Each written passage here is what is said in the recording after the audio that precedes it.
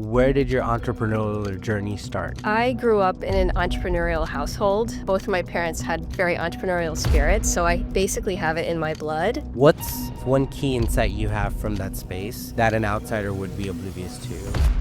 The thing that people think about the auction industry is that it's all glitz and diamonds, when in reality, auction houses are running on pennies at a time. How do you go from art to watches, and why go to watches? People were flying in from around the world to see these pieces of metal on your wrist, and the stories behind them were so intricate and so deep, and people were so into it. What's a key memory from working in watches that still stands today? So in 2019, Philips had the honor of selling Jack Nicklaus's watch, Rolex, and the watch ended up selling for about $1.2 million. What's next in your journey? Hey guys, welcome back to Funds and Founders. Today we have Daniella with us. She's new to Austin. She's a golfer, has had various marketing roles in her career.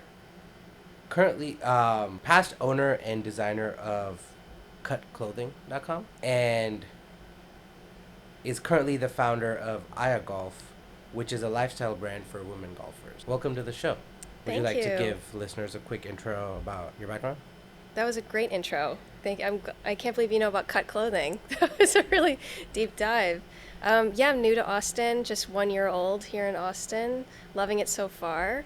I have a women's golf apparel brand, like you mentioned. It's called Aya Golf. Before that, I was doing 10 years in the auction world in New York, which was really exciting. So I'm on a whole new journey, and I'm loving it so far.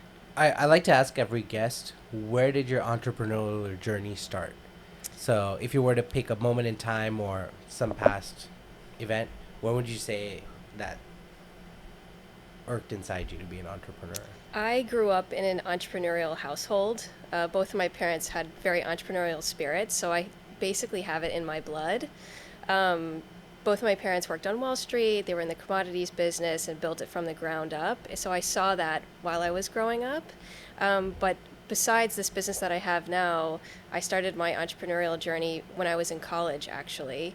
And as you mentioned, I had a brand called Cut Clothing, a small clothing store which I started on Etsy. And that basically started because I didn't like how college t-shirts looked on my body, and I wanted to make it look more flattering and feminine.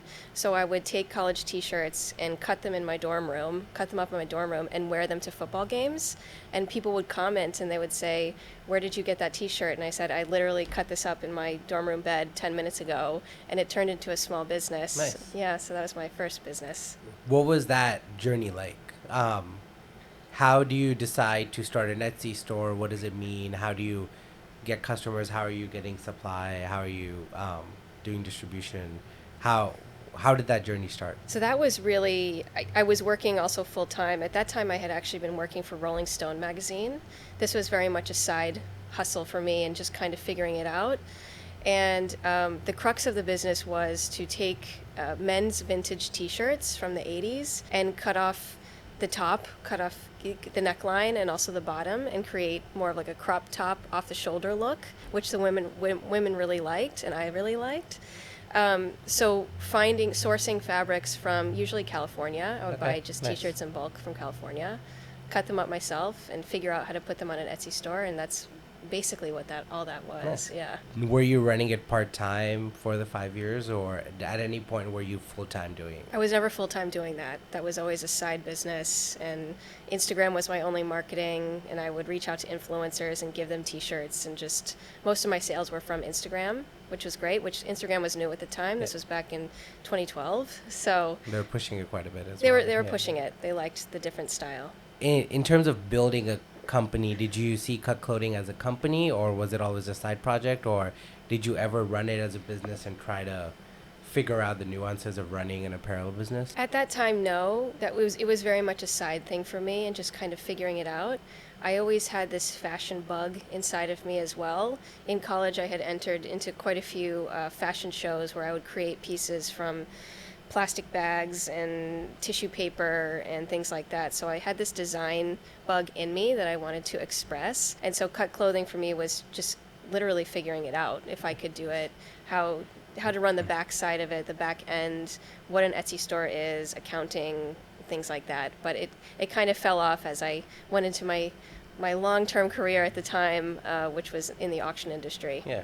Why the auction industry? And if I remember correctly, it was primarily in the watch space, right? That's correct. Yeah. So I had a 10-year career in the auction world, and that started basically after I left college. I always had an interest in the arts and business, kind of both of them together. I actually went to college with the intention of going into international art law, so doing things with Nazi-looted art, etc. I found out very quickly that law school was not for me, so I did not go down that path and instead dabbled in a few different things. Like I mentioned, I worked at Rolling Stone magazine. I still had that art bug in me, so I left ad sales essentially, and I went back to a summer program in school to Sotheby's Institute of Art, and that's where I learned about the auction industry. Okay. And I found out what art business was, and I really liked the business side of the art world instead of, say, working at a museum or working at a gallery.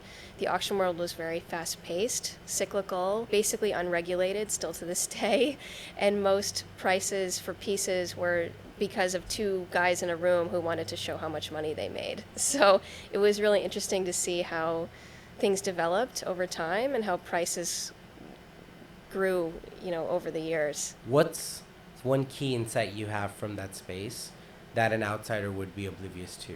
That's a great question. I think the thing that people think about the auction industry is that it's all glitz and diamonds, when in reality, auction houses are running on pennies at a time. So most of the time when you see a $100 million painting being sold and it sells for $110 million, most of that money is going back to the seller. So the auction house has to first get that piece. They have to wine and dine the customer to actually get that piece into their auction, and there are different terms that can be agreed upon. A lot of times when it comes to big ticket items, auction houses are losing money, but they just want to say, oh, I sold this Rembrandt for X amount of dollars. So they'll basically do anything to get the piece and have the marketing proponent of it, but it's not all glitz and glam. It's really a tightly strung business, if you will, that most people don't realize. How do you go from art to watches, and why go to watches? So I started my auction career when I was living in Chicago. I lived there for 5 years after college. And again, I knew I wanted to be in the auction world, but you basically can't go to school for it. You just have to enter it and learn from the ground up. Yeah. So I started at the front desk as a receptionist, and eventually I was wearing many hats, as most people do in the auction world, or most businesses, but definitely in the auction world. So eventually I was cataloging different types of items, I was packing and shipping, I was learning about accounting, and I became what was called a generalist in the space. And a generalist basically means you could put a silver cup, an African sword, a rug, and a piece of jewelry in front of me, and I would be able to value all pieces. So a lot of research goes into being able to do that, and that's basically all it was. I was researching quite a bit. Fast forward a few years, and I got more into cataloging jewelry. So I would know all the jewelry dealers in Chicago. I became friends with them. They would teach me things, how to figure out how to look at silver, gold, things like that. Soon enough, I was cataloging full jewelry catalogs. And at a certain point in Chicago, you hit a ceiling in the auction world.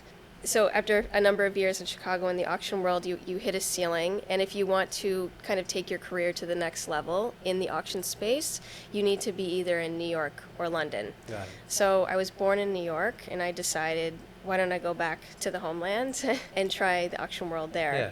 So I quit my job in Chicago, picked up and moved to New York, lived on my girlfriend's couch for a few weeks and just figured out where I was going to be, and basically started from square one again in New York, because being a generalist in the auction world in New York basically means nothing. You need to either have a father who's paying tons of money for paintings or be hyper specialized in something like porcelain eggs. Okay. I was neither.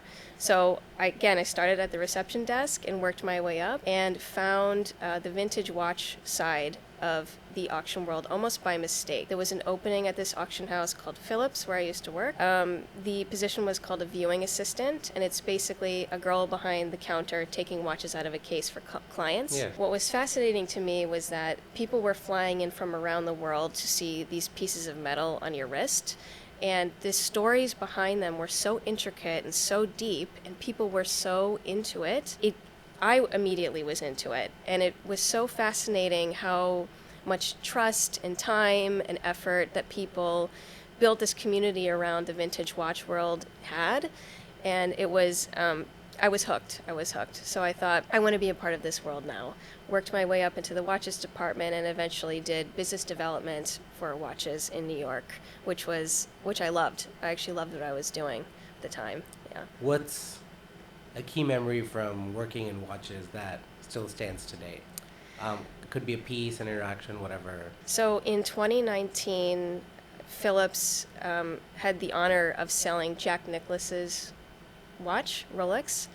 I, as a golfer, knew who Jack Nicklaus was, and that was really exciting for me to have this famous golfer come in and entrust us with his watch to sell. And because I was the only one on the watches team at the time that really knew anything about golf, or had any interest in it, frankly, I was kind of the key point person for that whole sale. So I took the watch around the world and showcased it to different professional golfers and different potential buyers, and was able to garner a good amount of attention for the watch, and the watch ended up selling for about 1.2 million. Nice.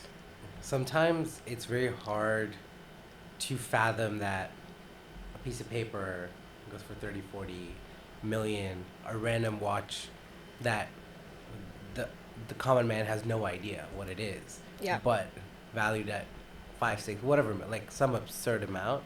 And it's interesting to see how those prices get generated, how the market talks about these things.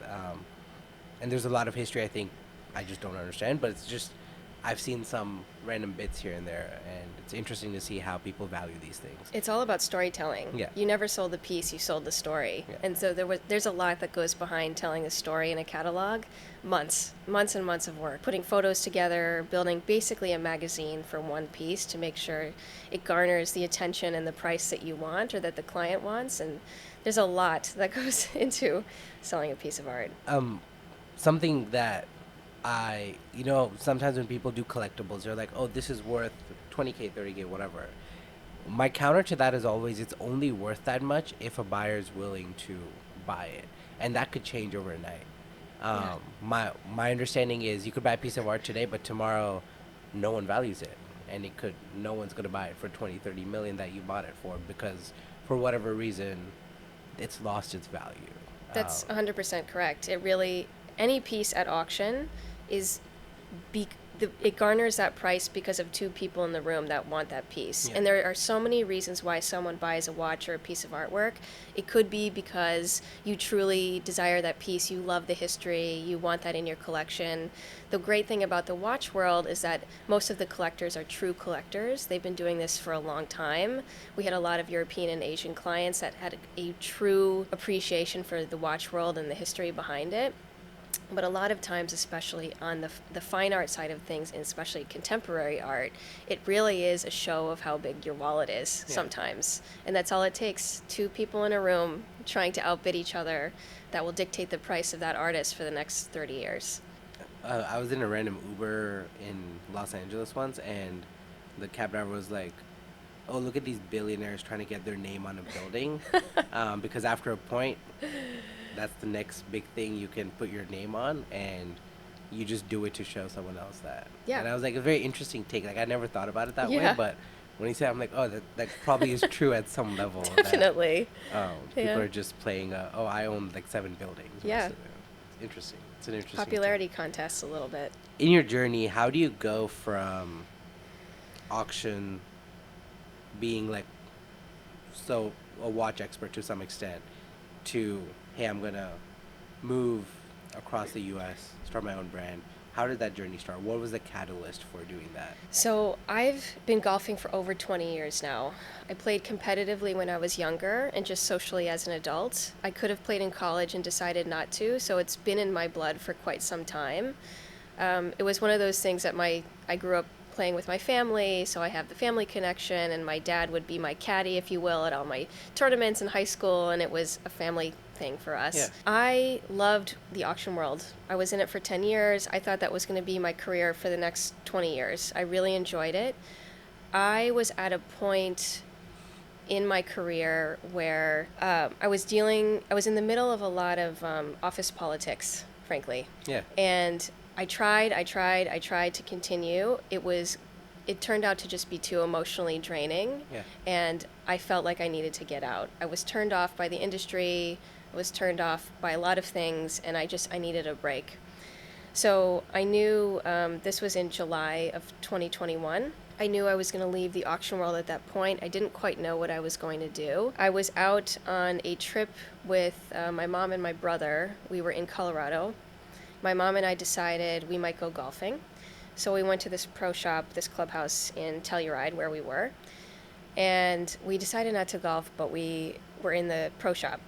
And I wanted to buy something cool that said Telluride on it to take back with me when I went back to New York. The same thing I've been dealing with over and over for years and years is when I go to the women's section of a golf pro shop, it's the same fits, the same fabrics, the same ugly patterns.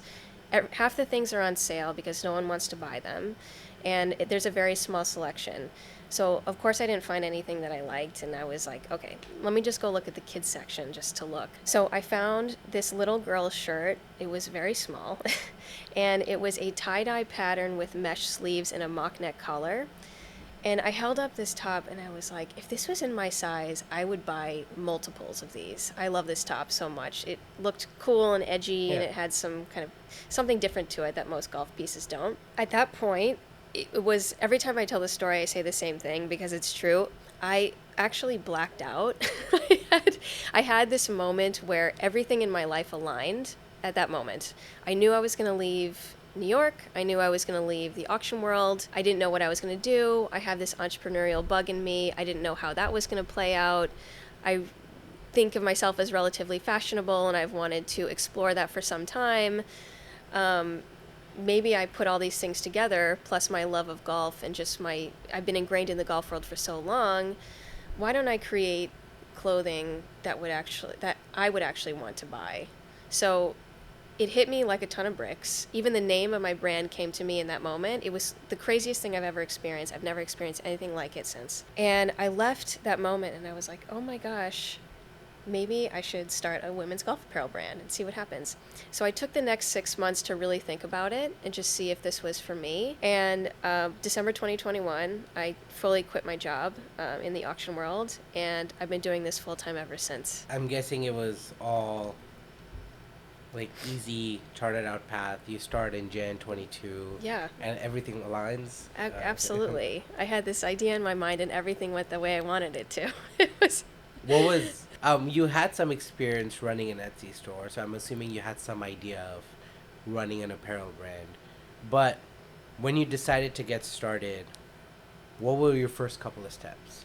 Was it incorporation? Was it validation? Was it supply? Like, how do you go about that? How do you decide what to do? The Etsy store, yes, gave me a little bit of experience, but it was like a drop in a bucket that is the size of an ocean. I mean, it is nothing compared to everything I experienced this past 2 years. The first thing I did was enroll myself in basically how to build a fashion brand 101 course. And I did a 6-month online course of how do I get a logo? How do I source fabrics? What do I need an accountant for? What do I need a lawyer for? What should I look out for? How do I get a manufacturer? Where do I source a zipper? Things like that. That was a great way for me to dive in and realize the other steps I needed to do in order to really build this out to be a successful business. And when I went into building Aya, I felt so aligned with my vision even from the beginning that I never thought of it as a small business. Yes, it's a small business, but I never thought of it as, oh, I'm just going to put this on Etsy and like try to build an Etsy store. Nothing wrong with Etsy, but in my head, this was going to be a real business, something that I wanted to do for the next 10, 20 years. So how do I really make that sustainable and build it correctly from the ground up? So I took a lot of time to speak with people and to make sure I had the right people around me. Again, whether that means accountants, lawyers, people that could guide me when it comes to business and just put future investment, things like that. I've made about 4 million mistakes since then. I mean, first is listening to people on Instagram and social media who tell you you can put $5,000 and in 6 weeks have like this thriving business. It is such BS. It is the biggest piece of BS. And I hear that so many times from people around me. My friends are like, oh, I'm going to start this bra business or I'm going to do this business. And they're like, but I only need $10,000. I always say now, and again, I've only been doing this 2 years, but I feel like I could write books about this now. Yeah. Whatever you think you're going to spend in time, emotional capacity, and money, times it by 4. Like, whatever you think you're going to do, just throw it out the window and just let the reins take you, because there's have a general plan, but you're going to have to pivot like you've never pivoted before, and your ego is going to be checked multiple times, and any insecurity you've ever had, it's going to come up over and over and over again, and you're just going to have to face it and pick yourself up every single day if this is really what you want to do. And I've dealt with that every single day since I started this. What keeps you going? What keeps you driven to build this company up? Because I'm irrespective of the pitfalls. Yeah. Something's keeping you going. Like, I gotta figure this out. I gotta do this. I gotta do that. You know, I have tons of stress building this business, and money's coming out of my pocket, and I'm learning everything from the ground up. But despite all of that, I feel so grounded and aligned in what I'm doing. It just was a feeling. Like, there's a feeling that I'm doing something right, and I found my calling, and I don't know how else to explain it except it's a feeling. It's a gut feeling of like, yes, it's hard, but this is exactly what you're meant to do. And that's literally what keeps me going every day. So you do the course. You're now empowered with Business 101 and Fashion 101 knowledge. What do you do next? How do you go about building a brand? So at that time, I enrolled in this course in January, so it was June, July, by the time I ended of 2022. In my head, I wanted to launch my first line by November of that year, which, if anyone knows anything about retail and manufacturing, people laughed in my face when I said that, and I was like, okay, this is a big lesson for me. Manufacturing takes forever. The whole development process takes forever. It costs a lot of money, and it just takes a long time, especially since I was the designer and I didn't have the technical skills. Like, I'm not creating my own tech packs. I'm not measuring the seams and things like that. I needed to hire out. So that added to the development process. You're not giving the specs the manufacturer needs. No. You're giving them looks and design. Exactly. Like, not this side. Right. So I tried to go to manufacturers directly myself to try to do it myself. They either laughed at me, didn't respond, or told me I needed a minimum quantity order of about 10,000 pieces, which is not what I'm trying to do right now, especially bootstrapping this business. So again, I tried to align myself with people that I knew could help me and guide me. And I started outsourcing some of the work, especially for tech packs. And I hired a company based out of New York that acted as a middleman between me and the manufacturer, because frankly, I didn't know what I was doing. So I wanted to produce low quantities, 100 of each piece. I didn't want to spend tons and tons of money on that. And I wanted certain fabrics, because fabrics are really important for what I'm doing. And I needed all of those things to come together, so someone had to lasso exactly what I needed. Yeah. And I was able to find that, but it took a lot of time and a lot of money to do that. So you started in June or July. How many prototypes or samples did you go through before finalizing your first manufacturer? It was, I think I got 4 samples, and it's not like, oh, every few weeks you get a sample. It's like, oh, every couple months you get a sample. So, and then there's things like Chinese New Year if you're manufacturing abroad, holidays here in the US that you have to take into account. So the process just gets extended, but it's usually about a 4 sample process. And how long did it take you to go from, I'm going to start this, to I want my first line out? When did that go out? So I just launched my first line 2 weeks ago. That was the photo shoot? That was a photo shoot. Okay. Yeah, so it's been 2 years. It's been 2 years. Now, that's because I started from the ground up. no sustainable business can wait 2 years for another line to come Yeah. out. But I hit as many roadblocks as you can imagine, and I wanted my sampling to be correct. I wanted the product that I put out to be exactly what I wanted, so that I made sure that we took the time to ensure that. But yeah, it took me 2 years to fully launch the line and make sure I had all the photography and the marketing ready, and figure that side Yeah, out. nice. Yeah. And so now this is live. Now it's live. Nice. Finally, the boat is rowing. Finally. It's really exciting. Yeah. What were some of the biggest learnings here, right? So one was the time expectation of how long it takes for stuff to happen in this space. What are some other key learnings you had in this journey of getting samples, specs, outsourcing, manufacturing?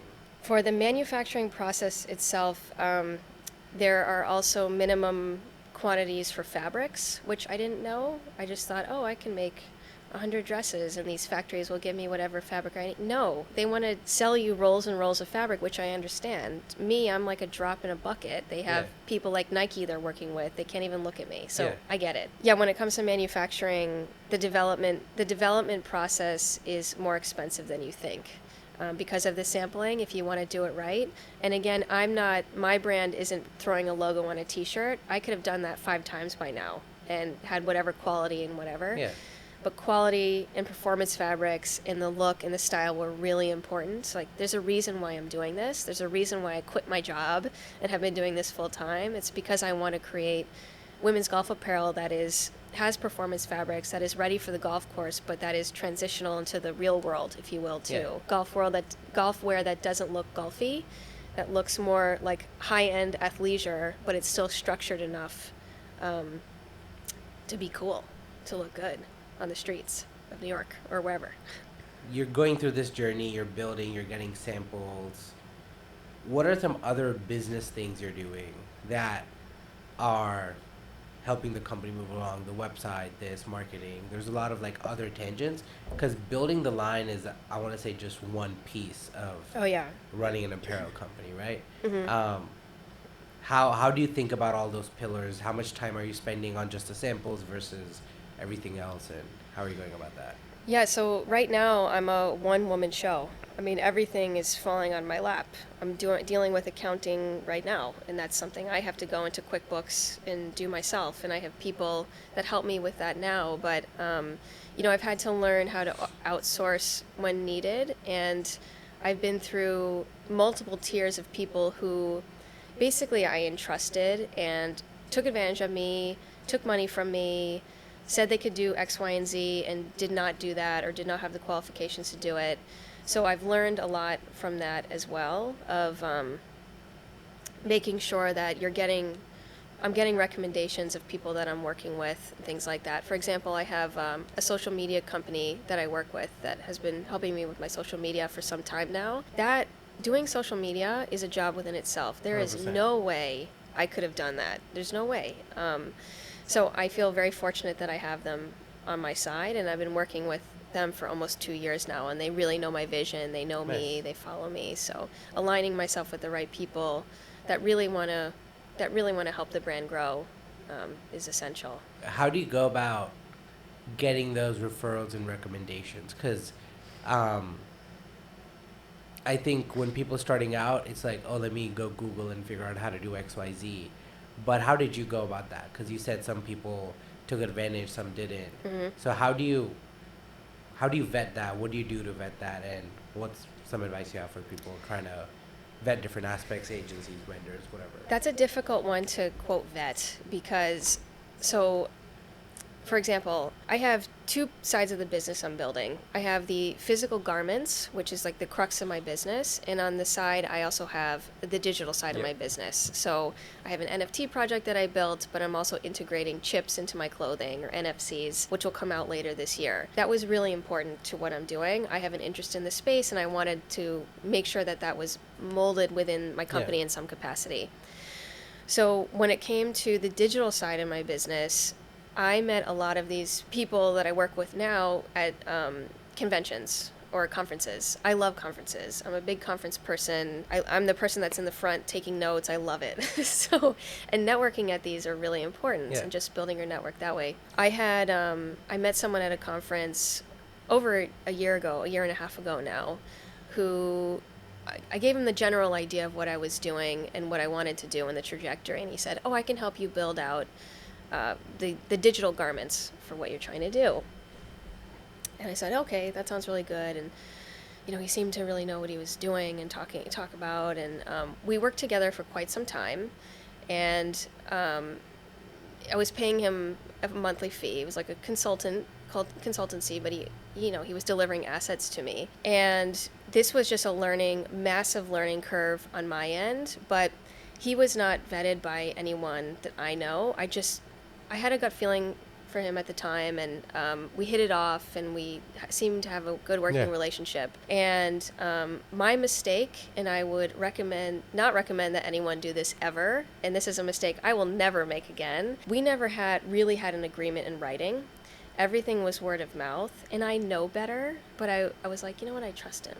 I trust this. Let's see what happens. Shame on me, because when I asked for the assets to be delivered, gone.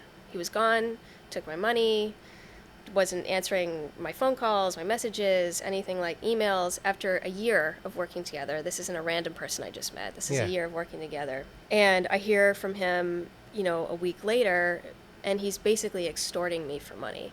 So asking for more money in order to get the assets, which I already paid him for. And it was a whole big thing. Cost me a lot in legal fees, emotional wherewithal. Everything about it was, like, to my core, shook me. So that was a mistake that you just have to make sometimes. Like, I wish there is this magic guidebook of great people that could help you and have great intentions for you in mind, but sometimes you just have to throw yourself off a mountain and 100%. Hope for the best. And you're not always going to hit the good ones. Sometimes you just need to learn. I had a guest on a couple episodes ago, Mark Nathan. He's big in the Austin space. We were talking about finding the right mentors and how do you do that, right? And the difficult thing about doing that nowadays is a lot of mentors are out there trying to sell their service, right? They're like, "Oh, I'll mentor you, but like, if you really want the good stuff, like $3,000 a month or whatever, right?" And so we were talking about how do you go about finding the right mentor who aligns with you on values and can help you grow, because this is not supposed to be a monetary thing. Right. And I think there's so many nuances there where even when finding a vendor, finding a service provider, right? On one side, yes, there is the service and like, okay, does it make sense? Are you going to deliver? But on the other side, how do you make sure they're aligned with what your outcome is? Because service agencies and vendors are very incentivized to bill you and to just do the bare minimum versus how many of them are sitting with you to understand your true outcome and be like, let's not do this because, you want to achieve XYZ. This feels like a better plan to do XYZ. And when working with folks in the past, sometimes I'll drag on a proposal conversation for 6 months, but until I feel you're aligned with what I want to do. Well, how much you're charging is irrelevant, right? But if you're aligned with what I want to do, it's easier for me to trust and say, okay, let's go and set up this relationship. Yeah. But it's very interesting to see how different people make those decisions, make those relationships, because when you're bootstrapped, every dollar counts a lot more. And so you can't just sign 20K, 30K contracts left and right. And if it doesn't work out, it hurts you, right? But interesting take there. I feel like another big lesson for me, and this has caused me some strife in the past, because I had never in my life received so much unsolicited advice. And I'm in a spot where I want advice. I want mentorship. I'm open to it, and I'm looking for people. I want to learn from people. I do. I want to be in a room of people smarter than me. I really want that. However, I feel like the loudest people will always make it known how they feel about your business, 100%. How you should run your business, who you are, what you're doing right, mostly what you're doing wrong. And it's always those people that would never leave their 9-to-5 and they would never put their own money behind their business. It's always those people that are the loudest. So I've had to learn to really filter the noise, and that's taken some time. Not take it personally, number one, and filter the noise.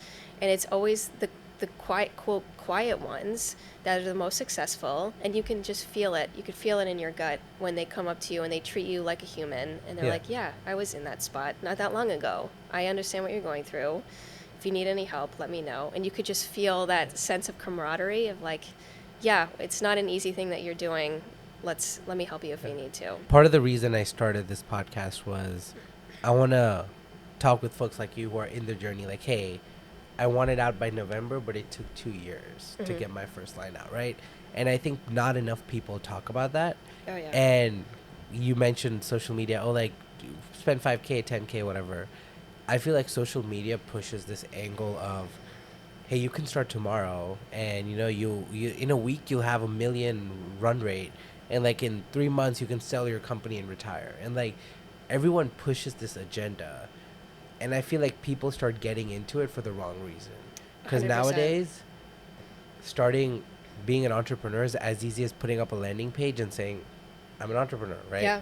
And I think people get it wrong. And I think people are in it for the wrong reasons. And if someone comes to me and says, I want to be rich, I'm like, Yeah. go work in tech and you will guaranteed be a millionaire in the next 10, 15 years. But running your own company is not what you should be doing. 100% correct. If you're in it strictly for the money, it's never going to succeed. I don't care how much sweat equity you put into it. If it's not part of your heart, it's just not going to fly. And so when I see those things on social media, it drives me absolutely nuts. 100%. Because first of all, I also believed it partially, which I'm embarrassed to say. But you see all these beautiful glitz and glam and this car and whatever, but there's so much more behind it. There's so much crying that happens behind the scene. There's so much money lost and pivots you have to make, and the emotional toll that goes into it alone. No one talks about how lonely it is, how lonely this process is. Especially if you're a solo founder. Oh my God. And how much people will give you advice and they expect something back, or they want X amount of equity, or, whatever. And just figuring it out and paddling that boat through these waves. And no one talks about that on social media. Yeah. Yeah, and I think that's what I want to start highlighting, right? The whole Yeah. idea is I just want to talk about the journey. How do you go about it? What keeps you going, right? Everyone has a different mission, vision. Some people want to be rich and they're on a path and they figured out like, hey, this is my path, which is perfectly fine. But you got to be mature enough to realize that, hey, that is your path. Yeah. And this is why you're in it, right? So many times you'll see podcasts with have titles saying 25-year-old sold his company for 100 million. Mm-hmm. But if you go and do the research, he only made 1 million Right. from that 100 million sale. Right. And he spent 10 years building this company. Was it really worth it if Right. you only got 1 million at the sale? But no one does that analysis. Like, you just look at the 25-year-old doing this and like, oh, I can go do that. And like, that's not how Exactly. this works, right? Exactly. I run my own agency, right? And I think in the past 3 years, I probably wanted to shut it down 100 different times. Oh yeah. For whatever reason. Yeah. But something keeps it going, right? Something makes me want to keep running that. And maybe it will fail in the next, I don't know. But I know I'm not in it for making 20, 30, 40 million, right? There's Right. objectives, there's incentives, but as long as I know why I'm doing it, I think I'm fine. If at any point I decide this is not the right thing for me, I should go shut it down and figure something else out. But it's just part of the process of you've got to make those mistakes. You got to figure out sales. You got to do everything. Yeah. People just don't talk about it enough. No. And I was talking about this with a friend of mine the other day, and I said, I realize now why most startups fail within the first year. Yeah. It's not, yes, it could be about the money and whatever, but it's about the emotional toll like this process takes on you. It's not easy. And if you don't have it in your gut that this is part of you, this is really what you want to be doing, there's no way it can thrive. If it's about the money, it's not going to thrive. 100%. And so 100%. yeah, so I agree with you. What's one of the biggest realizations you've had after starting Aya Golf? I think the biggest thing at this moment that I'm now reflecting on, now that I've finally launched the line, is to just always trust my gut. I feel like there were certain points over the past 2 years that I felt like I needed to sway a little bit to make sure that I was appealing to the masses and I was doing X, Y, and Z because this golf brand is doing X, Y, and Z and they're making this amount of money, so that means this is what I need to do.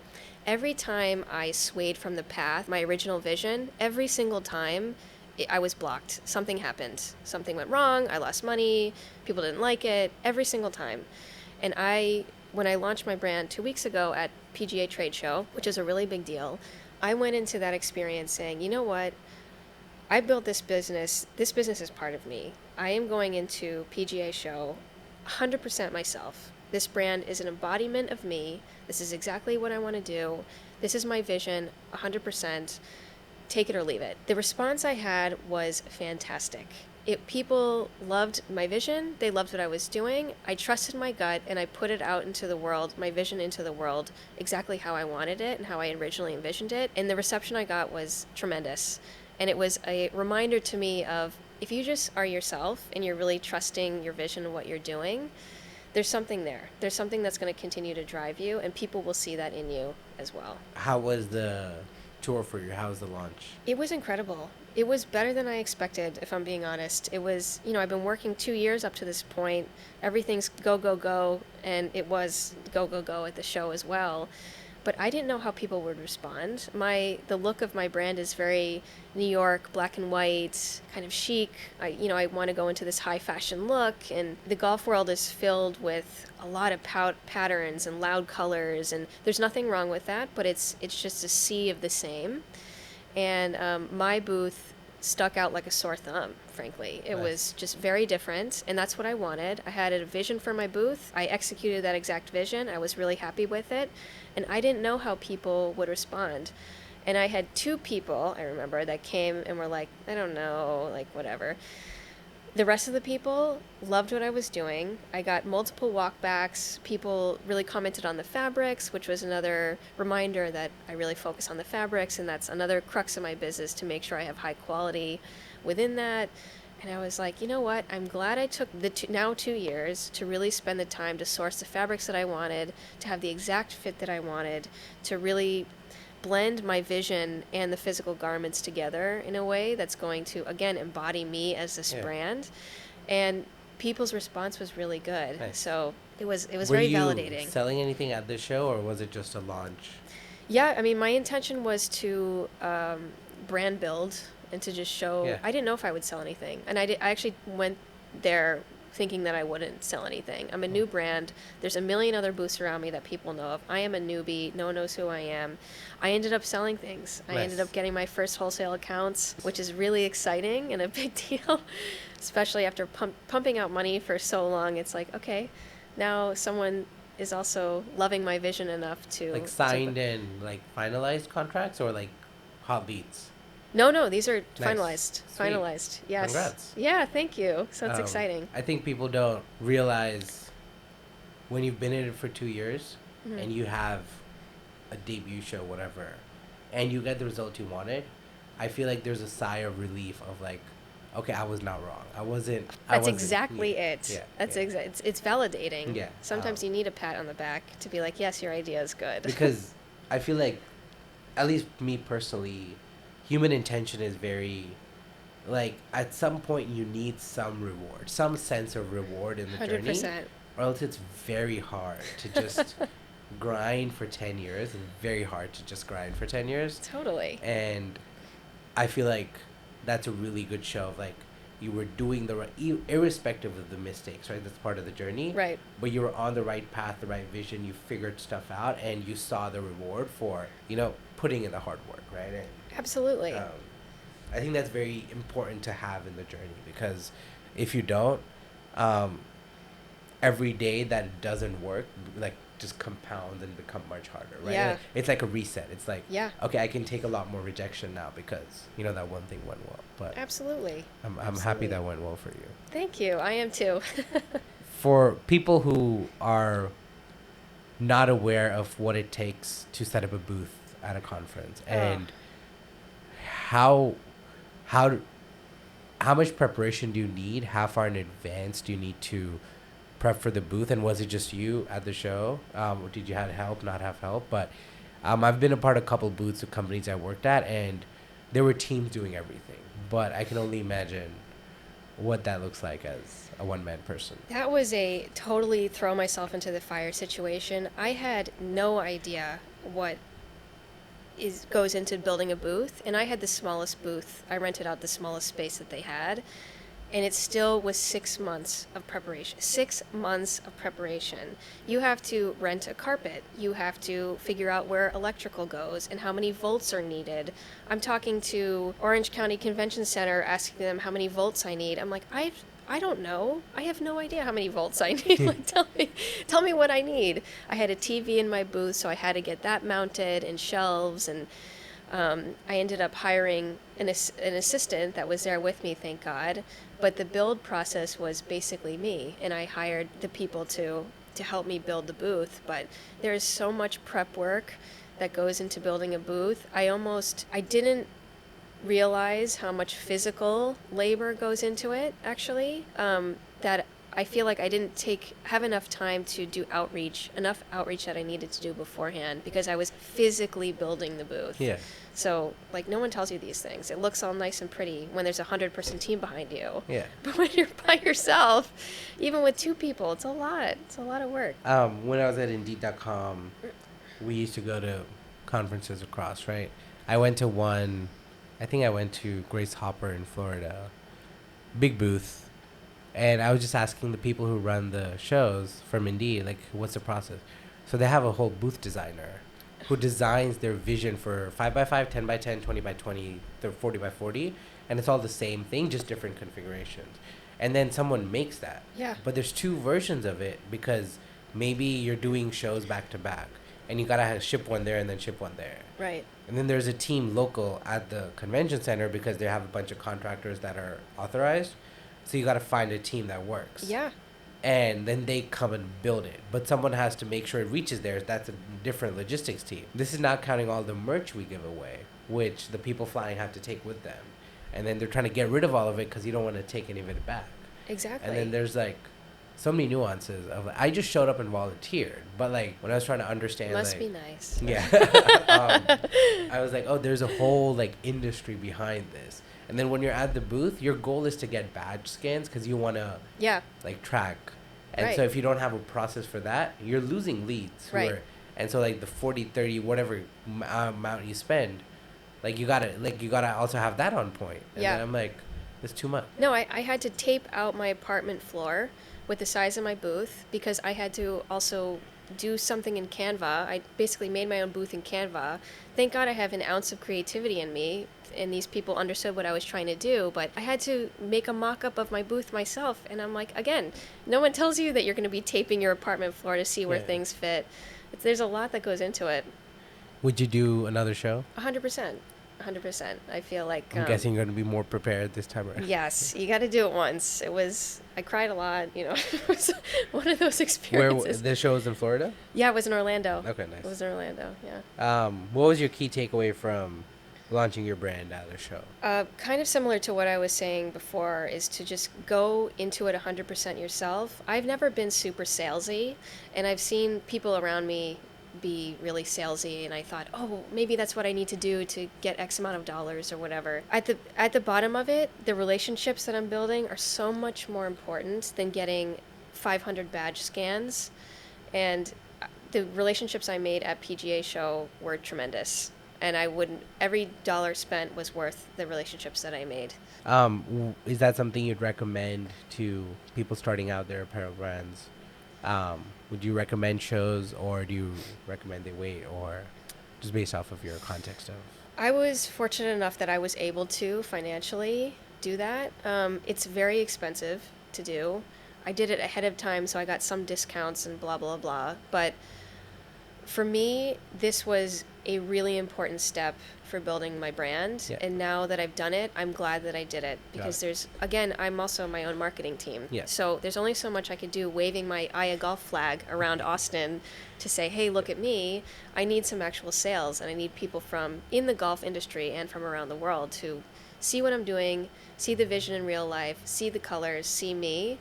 So being there with a booth helped me tremendously. I like asking every guest this, but what are 3 resources and recommendations you have for people early in their journey building? And this could be a book, it could be a podcast, it could be a blog, whatever.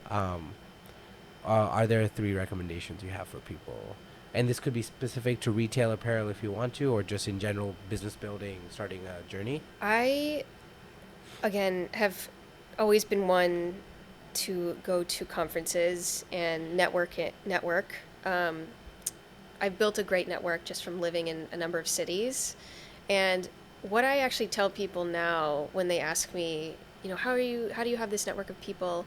I actually like to go to networking events that don't have anything to do with the industry that I'm in. I meet a lot of people who have a lot of different interests, and someone always has a connection to something. 100%. I met someone, for example, when I first moved to New York. He's doing some cloud service, but before he was a video producer, blah, blah, blah. We met at a networking event when I first moved to New York. Our industries we had nothing to do with each other, but we hit it off. We stayed friends for years and years.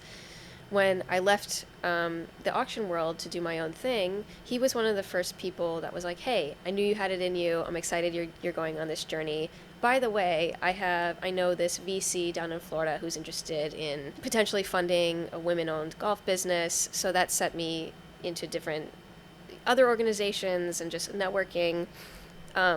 I would say 100% network outside of your industry for sure, but be genuine about it. Don't be, again, salesy. Just be yourself. Everyone has a story. No one is only their job. Everyone has some like weird guitar thing they do, or they like astronomy or whatever. Just be yourself. Yeah. My second thing would be I have, and this was always challenging for me, but I've really leaned into this the past couple years, how important it is to balance your day. So, everyone always says, oh, you leave your 9 to 5 to work 90 hours a week for yourself. Like, that is very true. And you feel guilty. There's this guilt that comes with not working sometimes, or like sleeping. Why am I wasting time? Right, Yeah, like yeah. eating or anything. You're like, oh my God, I have to be whatever. I have dove pretty heavy into meditation. I would highly recommend Insight Timer app. Okay. It's a guided meditation app. It has basically saved me this past year, and just balancing the feelings of the insecurities that come up, or the imposter syndrome that comes up, or the overwhelm that comes up. Anything that you do that makes you ground is very important. And I also feel like people don't talk about that enough, especially on this entrepreneurial journey. And the third recommendation I would say is definitely take advice from people, but learn how to filter it. Trust your gut when you're listening to people's quote advice. Like, again, I find that a lot of people are projecting on me, and I'm sure you get the same thing. They're projecting their own what ifs. What if I left my job 20 years ago to start my own thing? Or, well, you shouldn't be doing this. You should have this career or whatever. They're projecting onto you, so their insecurities come onto you, and don't let those insecurities turn into your insecurities. Yeah. Those would be my big three. Nice. I like those. Yeah. What would you say is your startup stack? So I like asking everyone what their current startup tech stack is. Notion, Jira, I'm trying to think of random, Evernote, like whatever, Google Drive. Different people have different ways they run and operate their business. Is there something that's worked well for you and you have a stack, so to say? Yeah, I mean, I would say my stack is pretty small, if I'm being honest. QuickBooks has been a lifesaver. I thought about doing my books myself, and that would have been a disaster. I'm glad I didn't spend the money on an accountant. That's a good one. Yeah. Klaviyo for email marketing is what I use. They recently IPO. Oh, yeah? Yeah. I didn't know that. Yeah. I think like cool. 1 or 2 billion valuation. Oh, I understand why. And then I use Milanote as well. Okay. Milanote has been really good because I'm a visual person, so I like to see what I'm doing and my vision for the future. It's easier for me to use on Milanote. Have you tried out Miro? No. It's tech oriented, but if you like note taking plus like vision boarding plus like drawing and Venn diagrams and post-its and like it's basically like a virtual whiteboard. It's called a Miro? Yeah, Miro. Oh, Miro. Oh, okay. Yeah. And you can do whatever on it. It's pretty cool tool. Okay. Used heavily amongst like tech folks to do planning and vision boarding and like hey, here's what like I want this flow chart to look like. Okay. Pretty cool tool if you have interesting. Okay, good to know. If you ever want to check out an alternative. Okay, cool. I ask all my guests for a question for a future guest. Luckily your guest just passed by you, but his question is, what is one thing that you are not doing that you should be doing? and what is Oof. one thing that you are doing that you shouldn't be doing? That's a great question. One thing that I'm doing that I shouldn't be doing, I'm working on it, but comparing myself and my brand and my growth trajectory to other startups. I know everything is all flash on the outside, but deep down, there's a lot going on behind the scenes, and I have to constantly check myself to Yeah. say, it may look all fancy and glossy, but everyone's going through the same startup pains that I am. So to take to really be step by step with my process and not try to force myself to go faster than I need to. Okay. Yeah. And then what I'm not doing that I should be doing. Yeah. This is also something I'm working on. Is I feel like I'm not asking for enough help. I am notoriously need to do everything myself and feel like I need to take everything on myself, and it's caused quite a bit of burnout. Um, and I've also had experiences, like I mentioned to you, where I've been taken advantage of in the workplace. That has caused some PTSD, if you will, for asking for help. But I need to Because by ask for default more. now you just will not trust anyone That's else. the thing. That's the thing. And so I'm trying to be better about not generalizing that and just asking for what I need. And if the answer is no, the answer is no. It's nothing personal. But to just be honest about my needs and how I need to, to be sustainable for myself and the company. What's one question you'd have Oh, for God. some future guests? Um, I don't know who it will be, but This is for someone who has a co-founder. I do not have a co-founder, and yes, I own 100% of the company, but I've also experienced my struggles with that. How do you find a co-founder? What is your experience? What is your experience building a business with a co-founder? And would you recommend that entrepreneurs have a co-founder before they start okay. this process? I have some answers to that. If Oh, yeah. but no, but Hit like me. outside like my context will be very like tech and SaaS focused. Yeah. But I've heard people. I was just in a SF for like a 1 week long program, which basically was to help people find co-founders' ideas. Right. Mm-hmm. My understanding is people find co-founders for two reasons. One is you need a complementary skill, right? Mm-hmm.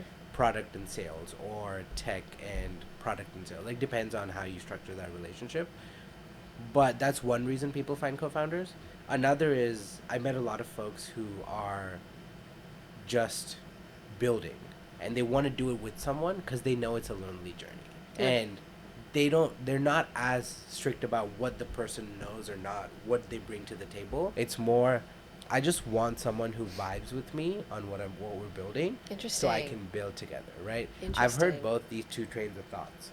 Another interesting stat is 9 out of 10 tech startups fail, and probably 7 or 8 of them is because of co-founder conflict. Because people get into a relationship with their best friend, and now Yeah. your incentives are not like one wants to make money, Yeah. one wants to impact the world. And now you're just going to clash on every decision because you're making it differently.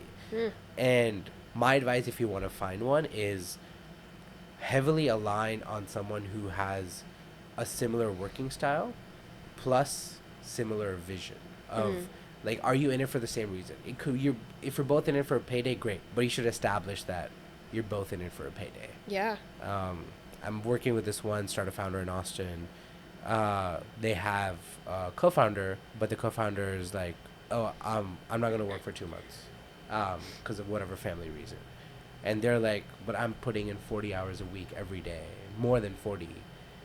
Why is the company split 50-50 if you're going AWOL for 2 months? Yeah, and that's fair. and so I'm like, those are things you should Yeah. talk about: expectations, how much time, everything. Yeah. Because you end up in conflict, and now the company dissolves, and whatever IP you build together is stuck in the company because theoretically, Yeah. unless someone buys out the other, whatever, right? There's all these nuances, but Totally. those are things that I don't have. I've never found a co-founder, so whenever I do my own startup, it's gonna be something I'll have to figure out as well. Mm-hmm. But I would care more about having the right vibe personally, Yeah. because my understanding is I can find people, vendor, service providers to do everything for me, Right. which is sales, this, that. Like, you can do 95% of things with outsourced help. Yeah. And so I don't think there's a need for me to have a co-founder, but I would do it because I want to have the journey with someone. I want to have someone to bounce off ideas. I want someone to be like, hey, that's a shit idea. Like, we got to, like, Yeah. rethink that.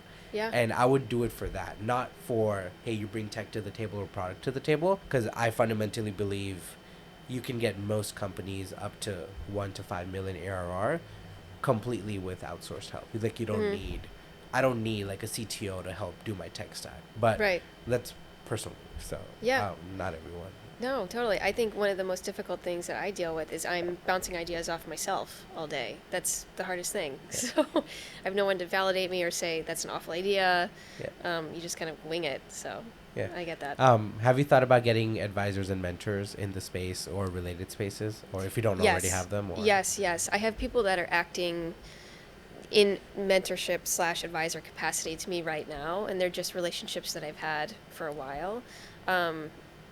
But yes, I do want, true on my pitch deck, Yeah. an advisory board, know, that kind of thing. So Would apparel be considered a CPG brand, or? That's a great question. Someone said that anything in Target is considered a CPG brand. See, I wouldn't think it would be, but I don't know. The reason I say is there's a pretty big CPG space in Austin. Yeah. They have a lot of meetups, and that might be a good place to start to meet folks who are building CPG brands. I've met a bunch of people doing chocolates, alcohol, jerky. Yeah. Some form of cookie butter. Like, you get all sorts of people, and it's a pretty good community. So I'll send those to you. Interesting. If Okay, you that's haven't great been to know. those, yeah. Yeah, I know, I haven't. Apparently, the CPG space in Austin's pretty big.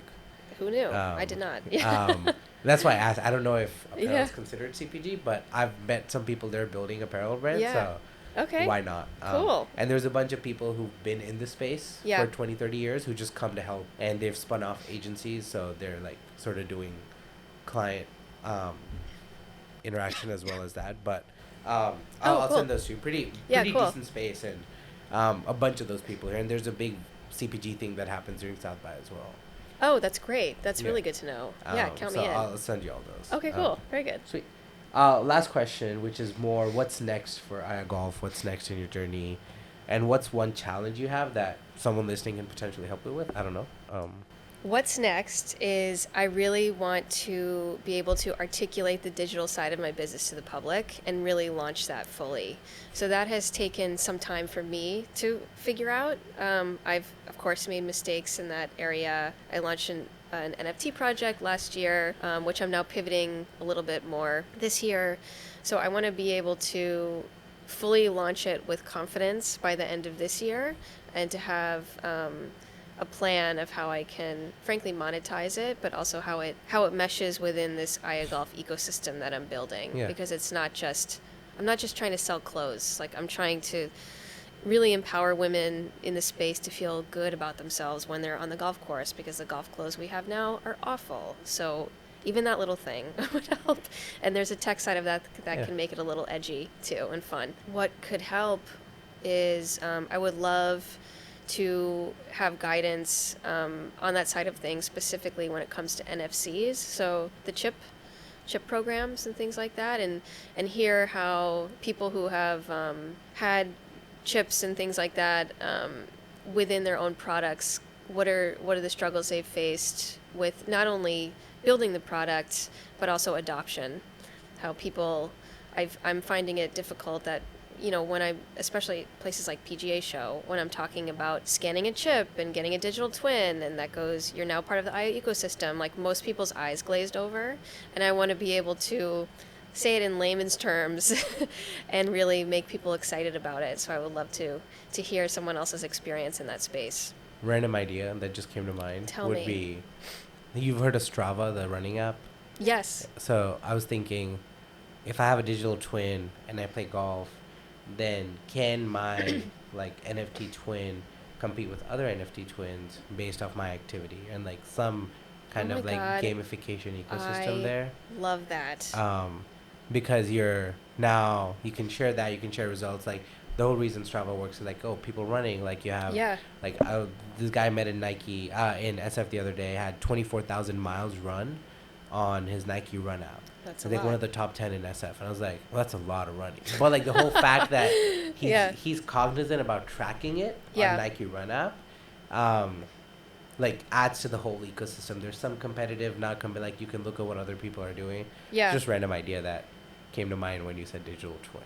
No, Because you're like that's in a the great. athletic space. So Yeah, absolutely. There is, the gamification part of it that I want to tap into more. It's just a little bit of how I'm doing yeah, for sure. a lot of research on online gaming and stuff like that just to see what people are doing. So, yeah, that's a great idea. I love that.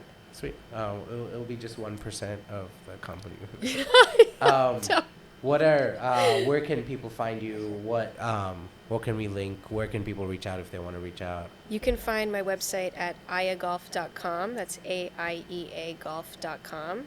You can find me on LinkedIn at Daniella Rosa, and Daniella at aiagolf.com is how you reach out to me on email. Sweet. But we'll link everything, and hopefully people love the brand and show support. I hope so too. Thank you you so much. Thanks for coming on. Thank you.